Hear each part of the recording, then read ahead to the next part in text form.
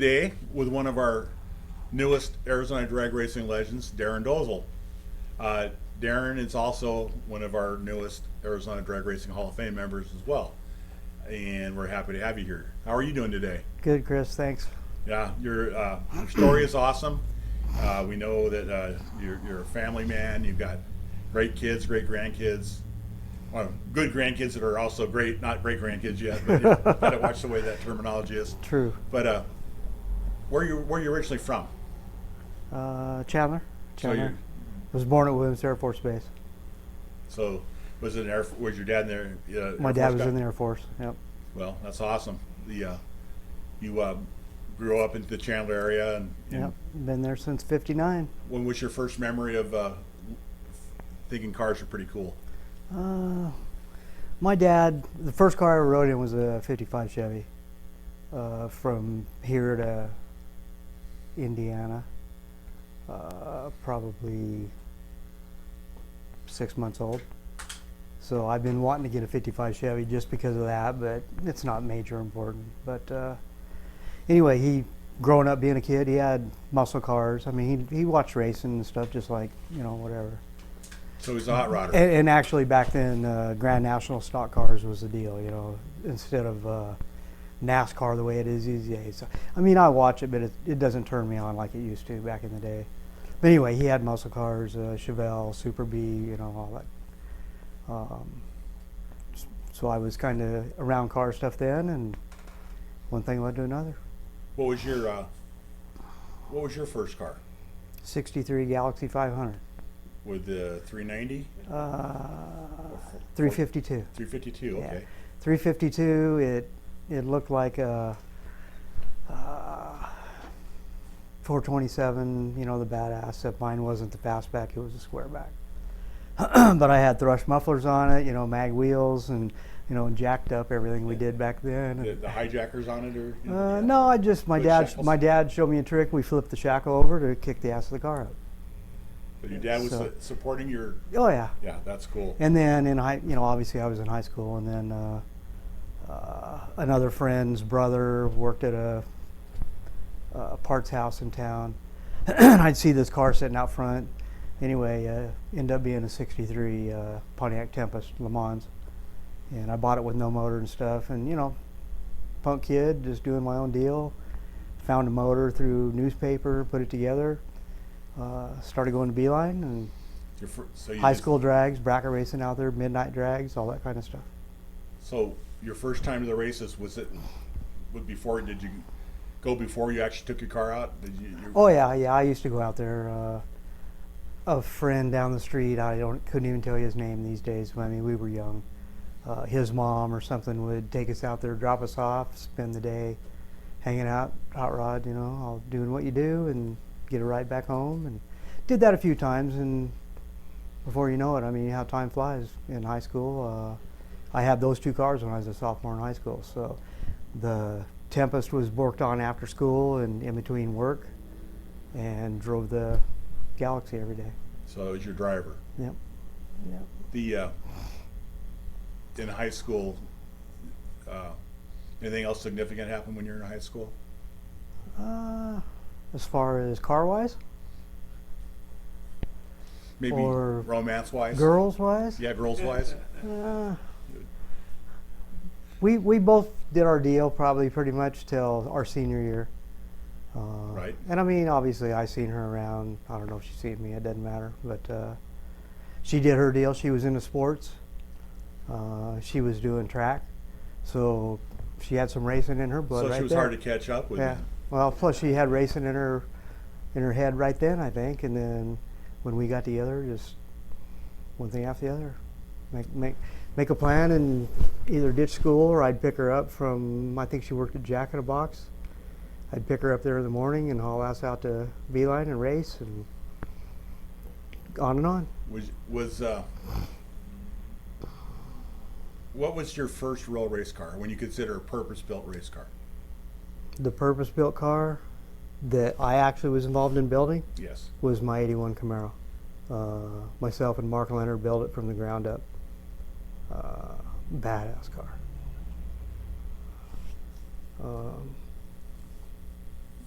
Did everything. I mean, we made all the brackets. We were kids. We couldn't afford shit.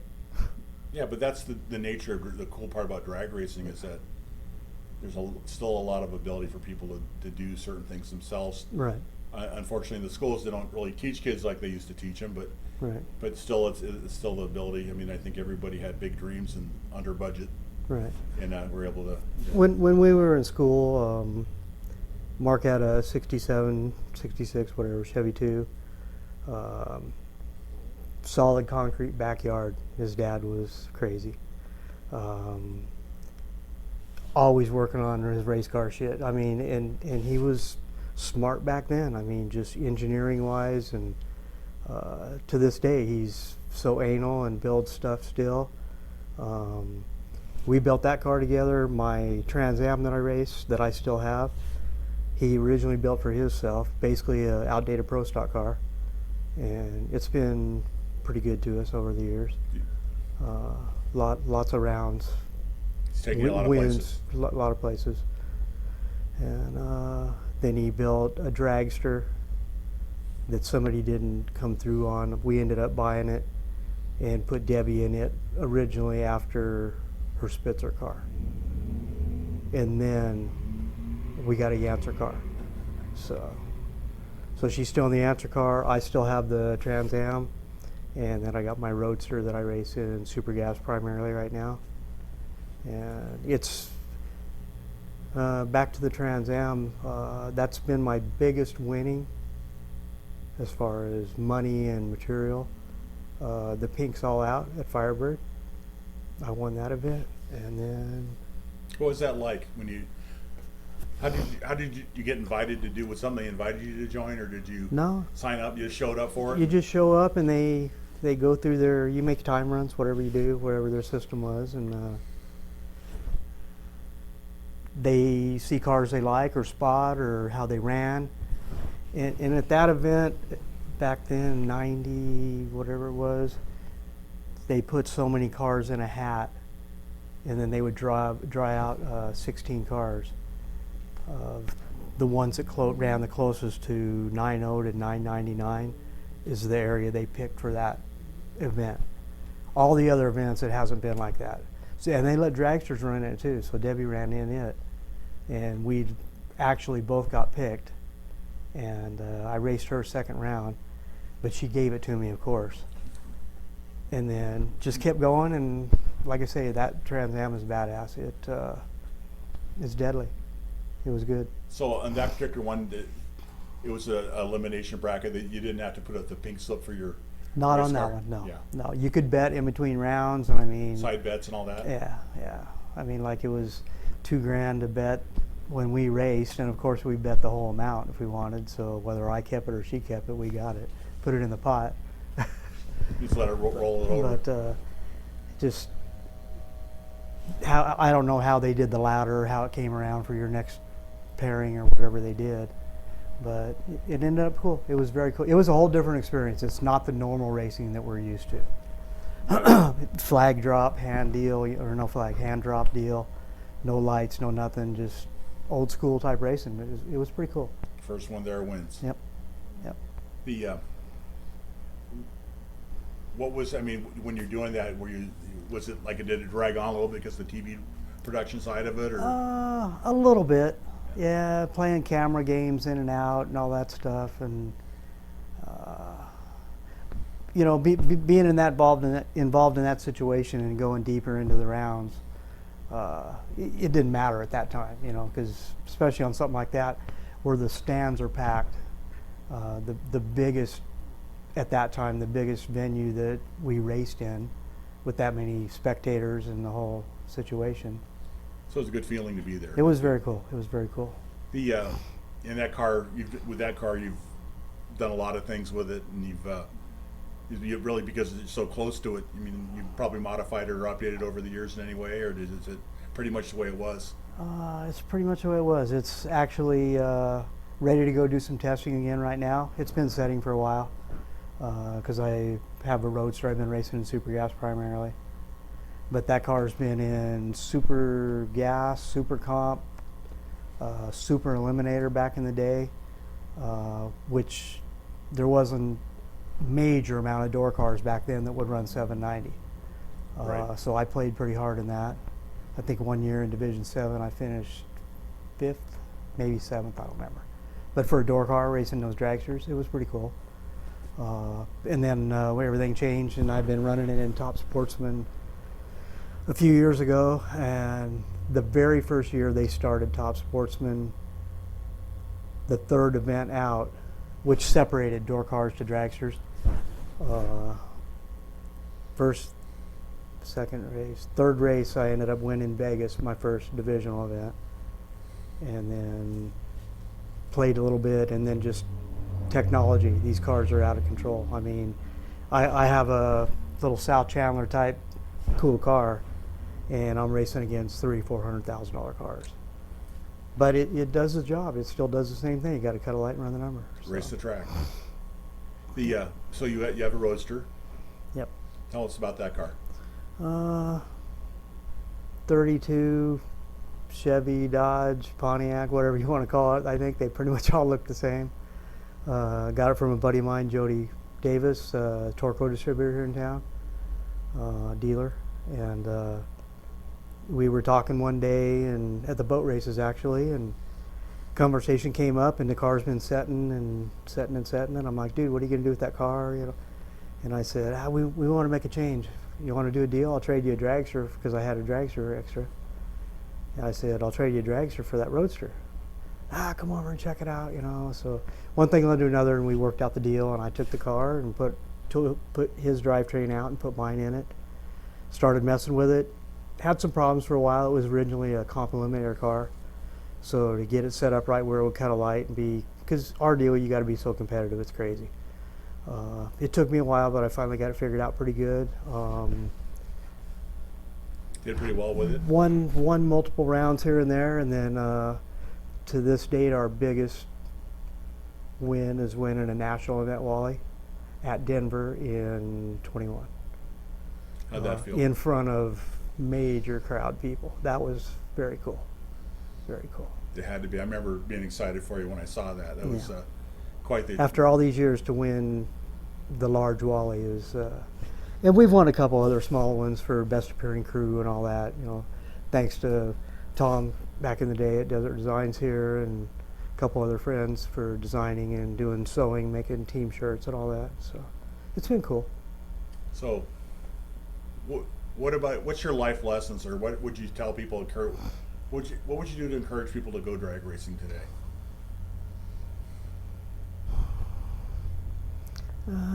Everybody thinks it's so easy, and my smart ass comment is, if it's so easy, get your stuff and come show me. Let's go. But we need people to keep rotating and getting in, because things have changed so much, even from way back when I started, which we don't need to start all over, but after high school, I ended up moving in with Johnny West, and we, obviously me and Debbie were together at that time. She hung out a lot. We learned a lot. I learned a lot, obviously, motor-wise. We traveled around doing a lot of match racing, and then, you know, the funny car deal he got into. I painted his first funny car body, and the Roadsters here and there, and just, anyway.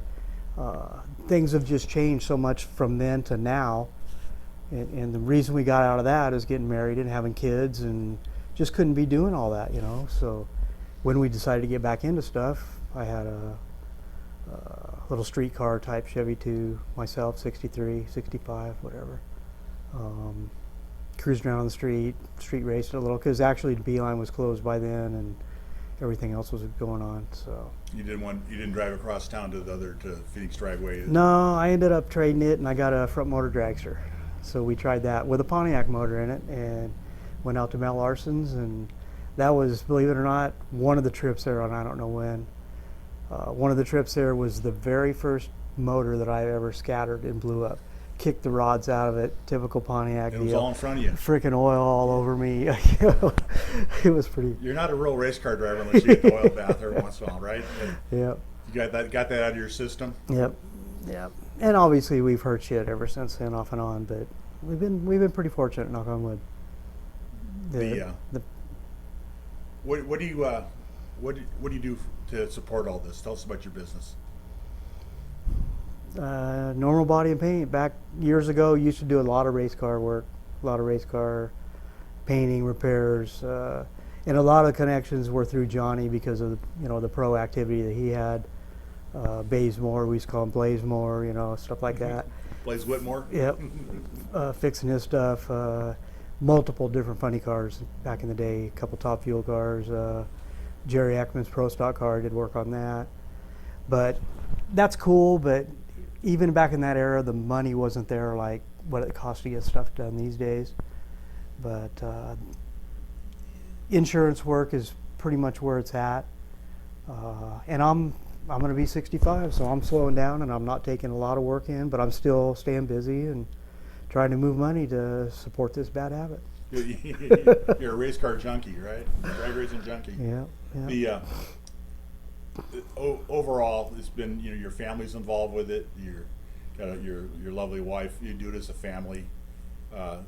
Your story is pretty awesome. Any dreams? One more thing? You have a bucket list thing you want to achieve before you hang up the helmet? Yeah. Me and Debbie, we do everything together. I'm definitely lucky. That's a blessing. It really is. And people don't think of one of you without thinking of the other. Right. That's how much you two go together, and that's something that both of you should be very proud of, because you're each other. You're perfect for each other, and you're a great family and a great team.